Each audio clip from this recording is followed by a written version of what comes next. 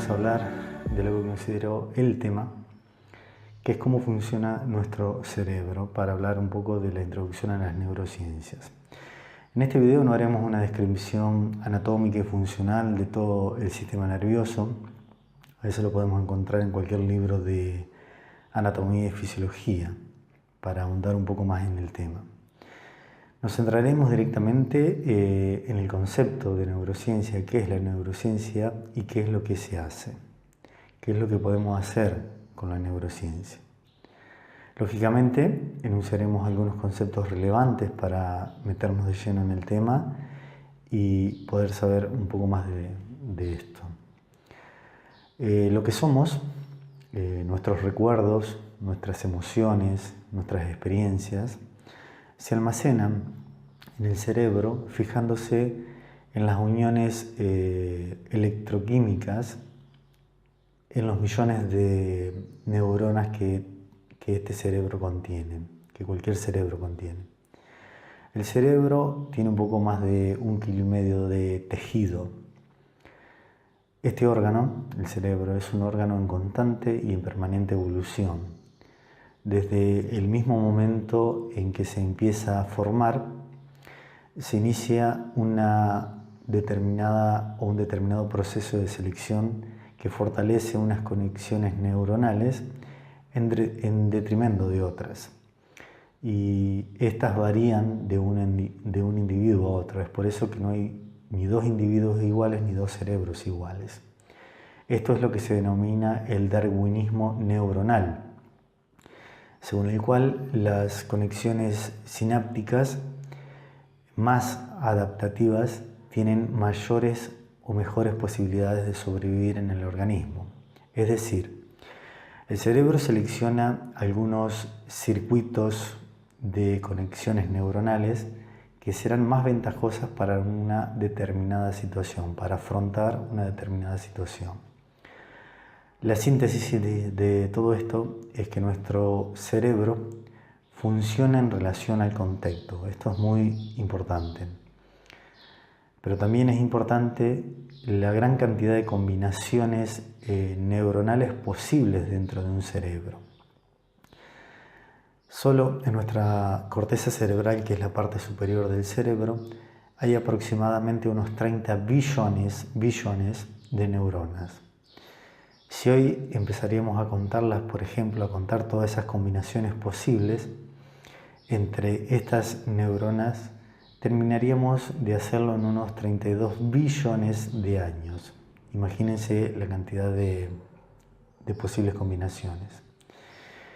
En Inglaterra, a mediados del siglo XVII, un científico llamado Thomas Willis, con W, que nació en 1621 y falleció en 1675, acuña la palabra neurología. Por aquel entonces Willis y un grupo de sabios da inicio a una nueva era, la era neurocéntrica, en la que nos encontramos hoy en día, en donde cerebro y mente son dos conceptos totalmente inseparables, van unidos. Para este científico Willis, pensamientos y emociones eran tormentas de átomos en el cerebro, abriendo así el camino teórico de lo que hoy es súper conocido como son los neurotransmisores. Este concepto que es utilizado cientos de años después de haberlo enunciado. Los neurotransmisores, como su palabra lo indica, transmiten las sensaciones que recibe el organismo. El cerebro recibe de todos los sentidos y de todos los órganos información que las reparte en sus células o en las neuronas. Toda esa información se almacena en el cerebro y ante una nueva experiencia se actuará con la información que éste tenga guardado. Estas conexiones neuronales no se rigen por un patrón, digamos, lógico de comportamiento como una computadora, como un ordenador, para dar una respuesta ante una determinada situación. No es como un software. El cerebro es un sistema de información que ante una determinada situación o una determinada percepción y si esta es nueva, busca un patrón para reconocerla. Si no lo encuentra a ese patrón, asimila esta información y la ordena siempre de una manera inédita, como algo nuevo. A lo largo del tiempo, esas conexiones y ramificaciones entre las neuronas se reforzarán para una posterior utilización. En otras palabras, nuestro cerebro nos muestra una realidad en relación a las experiencias vividas y a la dinámica cerebral que lo ha moldeado. Esto es un concepto sumamente importante que debemos tener siempre en cuenta. Por eso decimos que cada cerebro es único y que cada persona es única, y de esta manera podremos explicar las diferencias entre los individuos. Por ejemplo, ¿por qué unos individuos son más hábiles para la música, otros para la pintura, otros para los deportes? Sin embargo, hay algo común en el cerebro de todos los humanos, de todas las personas.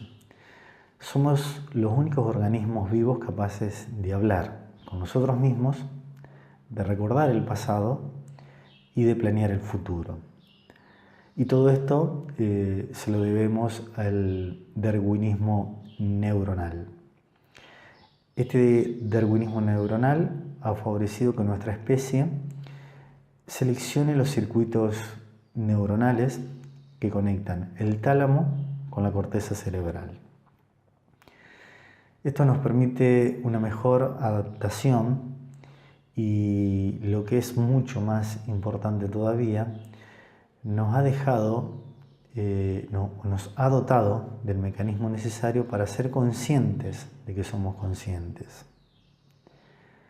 Esto es sumamente importante. La gran pregunta que nos podríamos hacer es: ¿cómo se consigue ser consciente? Y la respuesta, un poco simple, pero no tanto: si el cerebro no está, tú no estás. El cuerpo está constantemente informando al cerebro a través de todos sus organismos y de todo lo que siente. Sabemos también que nuestro sistema inmunológico es muy influenciable por la psique. Nos resfriamos, por ejemplo, cuando sabemos que nuestro sistema inmunológico baja, cuando estamos deprimidos, y este influye en todo nuestro organismo. Es muy sorprendente saber que para el cerebro ver o imaginar es exactamente lo mismo. El cerebro está dedicado al servicio de un organismo vivo que somos nosotros mismos. Este órgano, el cerebro, no está diseñado para buscar la verdad como mucha gente se ha dedicado a lo largo del tiempo. El cerebro busca la supervivencia a toda costa y a veces llega a suplir una determinada información faltante con fantasías o con confabulaciones.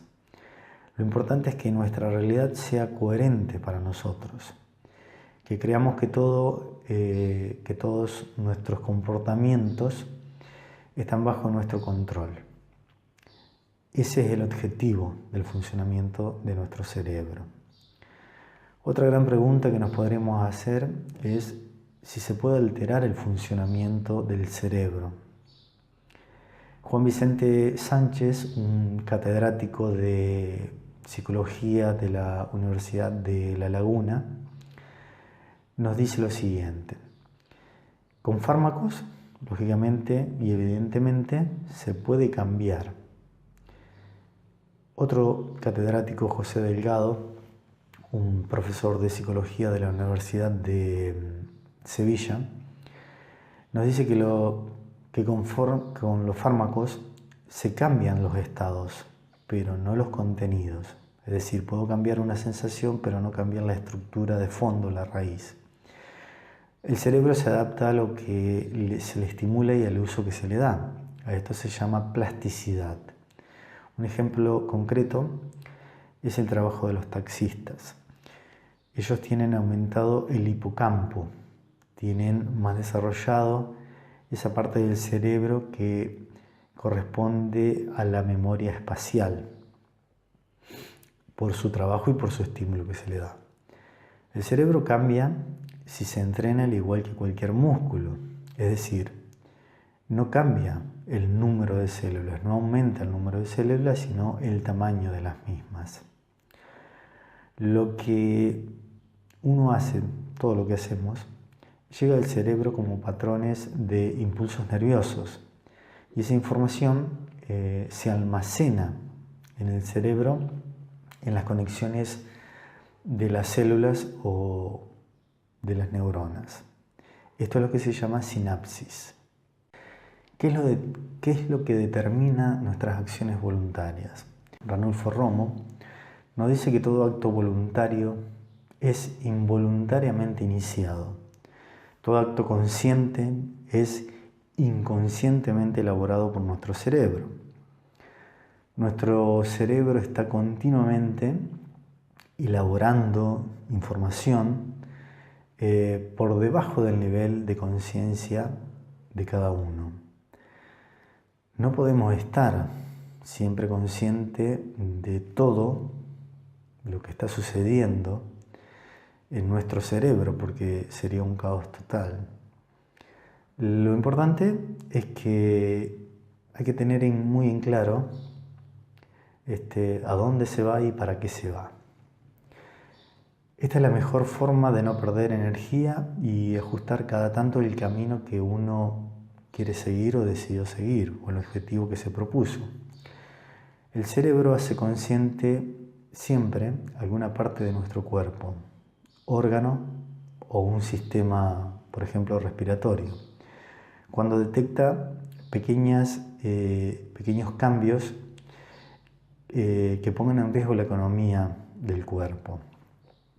Cuando queremos tomar alguna decisión de manera consciente, planificada, calculada y evaluada, es decir, cuando entra la razón en esa toma de decisión, siempre tendremos 3 posibles respuestas: sí, no y no estoy seguro. Sabemos que vivimos en una sociedad de consumo y aquí el marketing juega un papel fundamental. Hoy en día los sentimientos influyen en nuestro cerebro y son fundamentales a la hora de tomar algún tipo de decisión.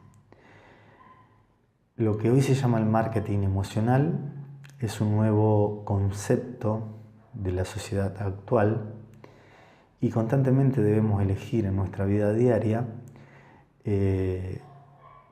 pero lo que buscamos en realidad cuando tomamos algún tipo de decisión es la paz y la armonía en nuestra vida. Podemos enumerar 3 conceptos para tomar una adecuada decisión, podríamos decir así. En primer lugar, dejarse guiar por los instintos. Está demostrado que las decisiones a veces tomadas de manera inconsciente suelen ser las más acertadas a largo plazo. En segundo lugar, arriesgarse. Es mucho más inteligente de lo que a simple vista parece, pero lógicamente tendremos que hacernos una pregunta: ¿qué haríamos si no tuviéramos miedo? Y en tercer lugar, tener en cuenta nuestros propios sentimientos. Nuestra emotividad nos da una pista de lo que necesitamos en cada momento de nuestra vida. El cerebro humano, para funcionar, utiliza más energía que cualquier otro órgano del cuerpo. Quema, para tener un concepto estadístico, algo más ni nada menos que una quinta parte de la comida que ingerimos. Esto hace que la cabeza esté más caliente que el resto del cuerpo, ya que tiene más actividad funcional. Quizás la necesidad de vivir en sociedad y de comunicarnos con los demás haya sido el motivo por el cual nuestro cerebro haya crecido y evolucionado tanto. Veamos ahora un poquito la organización jerárquica del cerebro en los vertebrados. La unidad básica, como veníamos diciendo, del cerebro es la neurona. Esta unidad funcional, que es la más pequeña del sistema nervioso, le llamamos célula o neurona.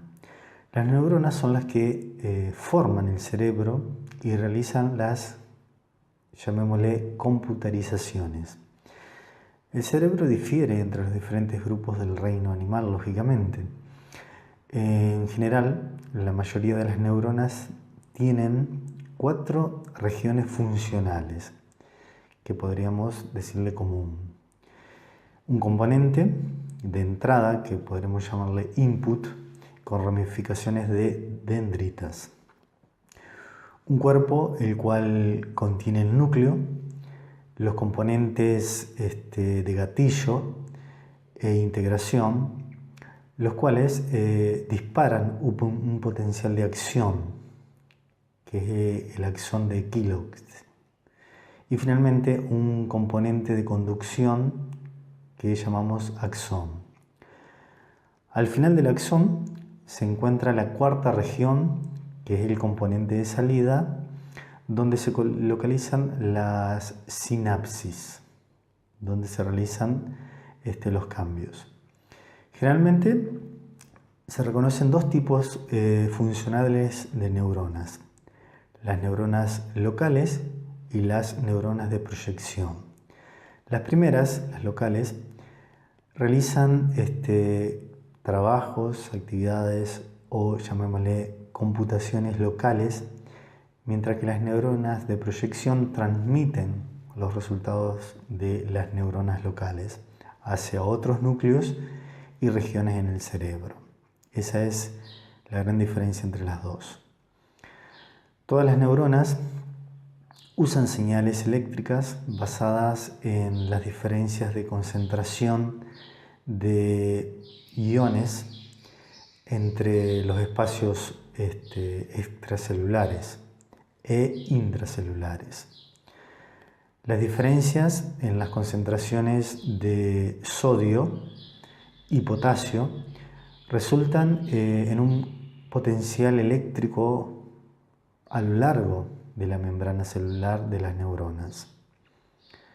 Basado en el equilibrio de los potenciales, las señales neuronales consisten en cambios del potencial de la membrana, producida por la corriente de los iones fluyendo a través de las membranas celulares.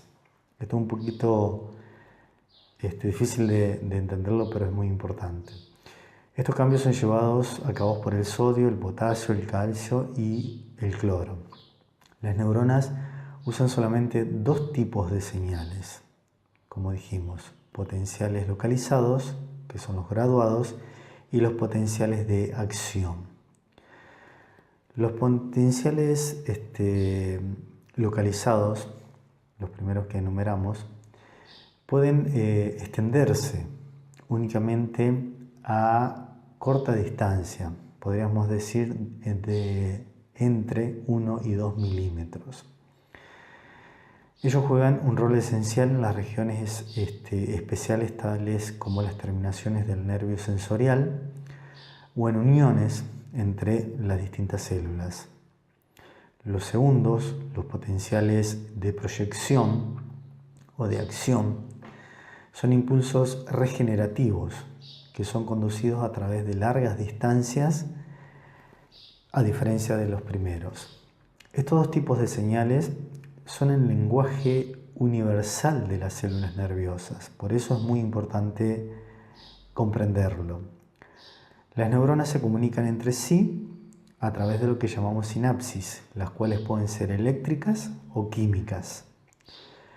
Las sinapsis eléctricas se encuentran en el empalme cercano entre 2 neuronas, donde las corrientes de iones se pasan directamente de una neurona a otra neurona. La sinapsis química liberan sustancias transmisoras. Esa es también otra gran diferencia. En la conexión sináptica entre neuronas ocurren dos cosas: memoria y aprendizaje. La memoria de corto plazo está representada por los cambios en la fuerza sináptica entre dos neuronas que se relacionan lógicamente. La memoria de largo plazo se basa en interacciones entre la sinapsis y el núcleo de la célula, donde cambios sinápticos a largo plazo involucran la activación de la expresión genética. Esto es una síntesis de nuevas proteínas y la formación de nuevas conexiones sinápticas. Esto es también importante comprenderlo. Vamos a ver ahora un poquito la organización jerárquica del cerebro en los vertebrados. Si observamos una vista sagital media del cerebro humano, podemos ver claramente la organización del cerebro en los vertebrados. Si hacemos un corte vertical, digamos, veremos que está dividido en 5 partes. El cerebro terminal, que le llamamos mielencéfalo, el cerebro posterior, metencéfalo, el cerebro medio, mesencéfalo, el cerebro intermedio, diencéfalo, y el cerebro anterior, que le llamamos telencéfalo. Este último ocupa la mayor parte del cerebro. Lógicamente, diversas o diferentes regiones del cerebro están especializadas para desempeñar una determinada función. Esta diferenciación se encuentra a través de las vías sensoriales ascendentes y motoras descendentes. Las proyecciones finales de las vías sensoriales y las áreas donde se empiezan a generar los comandos para el movimiento se encuentran en las regiones del neocórtex. Estas áreas pueden ser localizadas externamente en el cerebro. Sabemos que conocemos cuál región es responsable de una determinada función en el caso del cerebro humano. Es decir, a cada parte del cerebro tiene una determinada función.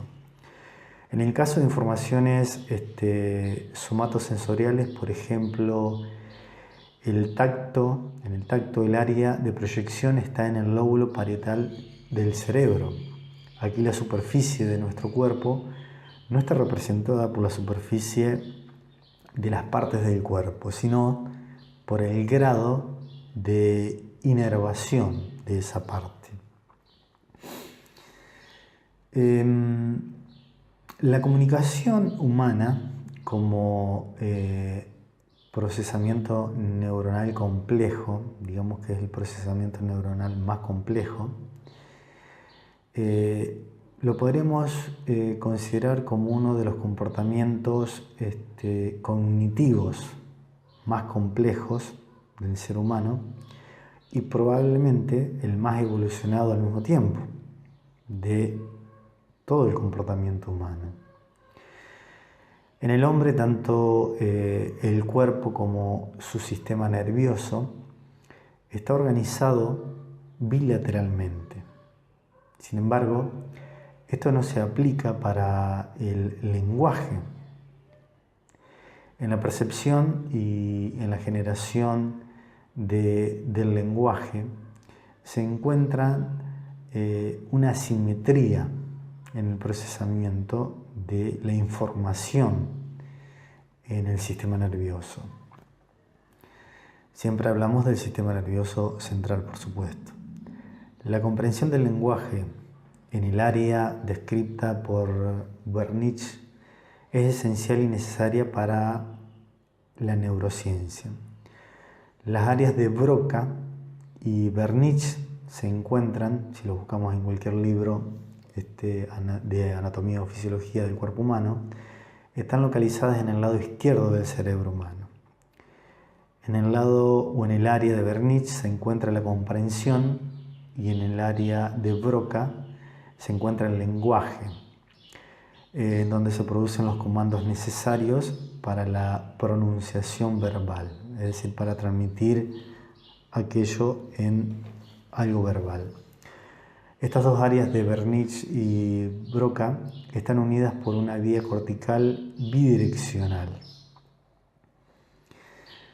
Veamos qué diferencia hay entre psicobiología y neurociencia. La psicobiología es la ciencia que se encarga del estudio de las bases biológicas de la conducta. Tiene como objeto de estudio la conducta de los organismos vivos desde una perspectiva biológica. Lo que persigue la psicobiología es entender las bases biológicas de la conducta. Es una ciencia multidisciplinar. Es una ciencia empírica, podríamos decirle, que utiliza el método científico experimental. La neurociencia engloba un conjunto de disciplinas que persiguen un mismo objetivo. La neurociencia tiene como objetivo de estudio el sistema nervioso. Se incluyen en esta ciencia la neuroanatomía, la neurofisiología, la neurofarmacología, la neurohistología. Los dos tienen un eje en común, la psicobiología y la neurociencia. Lo que tienen en común es la referencia que hacen a la estructura y funcionamiento del sistema nervioso. Pero hay una diferencia entre las dos, que es el objetivo final de cada una. En la psicobiología, el objeto final de estudio es la comprensión de los procesos conductuales y en la neurociencia el objetivo final de estudio es estudiar los fenómenos intrínsecos al sistema nervioso en tres niveles distintos: el nivel molecular, el nivel celular y el nivel anatómico. Digamos que difieren los objetivos finales de estudio. Veamos ahora dos conceptos que debemos tener muy en cuenta: lo que llamamos genética y lo que llamamos herencia. Genética es la ciencia que se ocupa de la transmisión de los caracteres hereditarios, de las leyes que rigen esa transmisión y de la naturaleza química del material hereditario.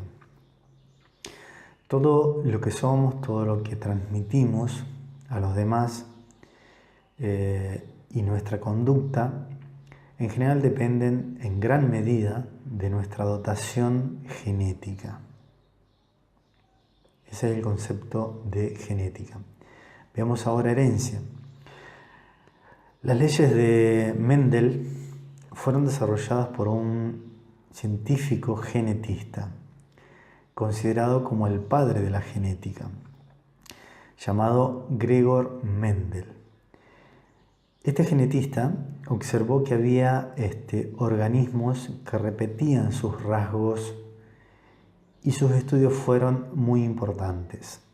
Este científico realizó experimentos que permitieron dilucidar elementos fundamentales de la herencia genética, desde dónde se explican los rasgos descendientes que se pueden predecir a través de los caracteres o de las características de los progenitores, desde animales, plantas, hasta los seres humanos.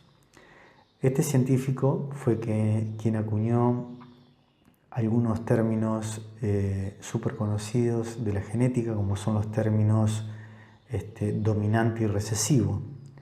que son factores de la herencia presentes en las características y en los rasgos hereditarios en los organismos vivos. En 1866 fue decisivo un ensayo que él hizo sobre los híbridos vegetales, donde finalmente se formularon 3 leyes llamadas 3 leyes de Mendel. Sin embargo, estos estudios no fueron tomados en cuenta hasta mucho tiempo después, muchos años después de ser publicados en el año 1900 aproximadamente. Digamos que la neurociencia, como para ir cerrando el tema, es un campo integrativo excepcional que se dedica al estudio del cerebro. Todo es un estudio muy apasionante y todo el comportamiento es el resultado de una actividad y función cerebral. El objetivo de la neurociencia es explicar el comportamiento animal en función de la actividad que el sistema nervioso realiza. Esa es, digamos, una definición. La función del cerebro es recoger información del medio ambiente donde se encuentra, donde se desenvuelve, analizar esa información y tomar las respectivas decisiones. Esta acción la podemos comparar con una computadora, donde ingresa información, se analiza dicha información y se toman determinadas decisiones, se organizan y por último hay una salida que es el comportamiento. Eso es lo que hace la neurociencia. La neurociencia investiga el trabajo que ocurre en esa, llamémosle, caja negra. En esta investigación contribuyen lógicamente otras ciencias como son la anatomía, la fisiología, la medicina, la física, la química y hasta la matemática, por supuesto, entre otras ciencias. Las neuronas usan señales estereotipadas, eléctricas, para procesar toda la información que se recibe por el sistema sensorial. Y posteriormente esa información es analizada. Las señales nerviosas son, llamémosle, símbolos que no representan por sí solos el medio exterior, por lo que es un proceso sumamente esencial e importante el codificar las señales neuronales y su significado. El significado de estas señales eléctricas neuronales depende de la fuente de origen y el blanco de las interconexiones neuronales. Veamos como cierre de este tema súper importante y apasionante. Hagamos un tipo de una conclusión para resaltar conceptos relevantes. El objetivo principal de la neurociencia es comprender cómo funciona el sistema nervioso central. La base de estudio de esta ciencia es la neurona, la célula, conocida como unidad funcional más pequeña del cerebro. Las neuronas difieren en su forma, en su tamaño y en su función. Funcionalmente, neuronas con diferentes formas se dividen o las podemos dividir en 2 grupos: neuronas sin axones o locales y neuronas con axones o proyeccionales. Ahí está la diferencia en su función. Las neuronas locales usan únicamente potenciales localizados, mientras que las neuronas proyeccionales usan potenciales localizados y potenciales de acción. En los sistemas nerviosos, la información es recogida en la periferia por los sentidos y es procesada en las vías neuronales ascendentes del sistema sensorial hasta las proyecciones finales en el cerebro. Las decisiones neuronales son tomadas centralmente en el cerebro y provocan cambios de comportamiento, lógicamente. Un ejemplo de un complejo procesamiento de información es oír, por ejemplo, comprender y generar el lenguaje en humanos, que es lo que llamamos la comunicación. Esto, diría, sería una pequeña introducción a la neurociencia. Es un tema sumamente apasionante, el estudio del cerebro, de cómo funciona, es sumamente apasionante. Aconsejo un estudio más profundo del mismo, esto solamente es una introducción. Agradezco a mi querida Universidad Americana y este video es para todos ustedes. Saludos.